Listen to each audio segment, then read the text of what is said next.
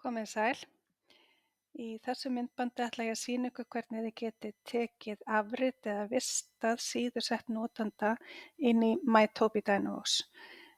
Það er afar mikilvægt að gera það öðru hvoru eða reglulega til þess að e, eiga afrit ef eitthvað gerist með tjáskiptatæki notanda, ef það bilar eða af einhverjum ástæðum þarf að opna það í annarri tölvu eða öðru tæki að þá sé það til og það síðusett sem búið er að einstaklingsmiða og bæta við myndum og jafnvel ljósmyndum og breyta og aðlaga, að það er afar mikilvægt að það tapist ekki þó svo að tækið kannski bili.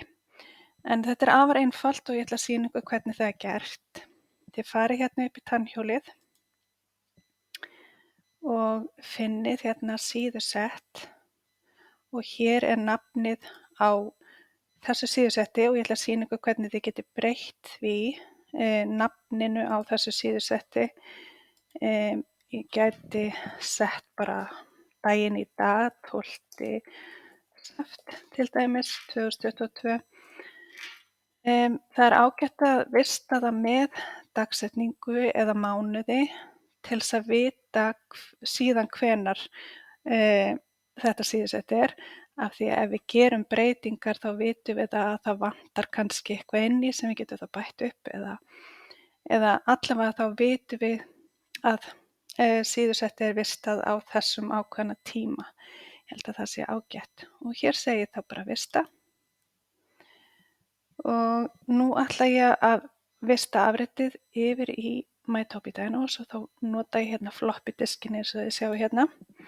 Og hér koma tveir möguleikar að vista afrit í MyTobi Dynavox eða í staðbundna skrá.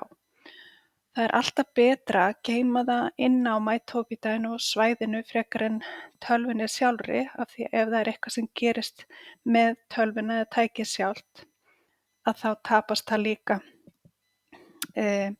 ef við setjum það í staðbundna skrá. Þannig að ég mæli eindregið með því að vista í MyTobi Dynavox. Þannig að ég smelli bara hér og hér kemur þetta upp. Hér gætu þið líka breytt nafninu aftur eða búið til einhverja sérstaka lýsingu á hérna síðusettið. Passa að hafa öll notkunargögn með og segi bara einfaldlega vista. Þá eigið þið þetta í MyTobi Dynavox skýinu og getið sótt þegar það þarf. Takk fyrir.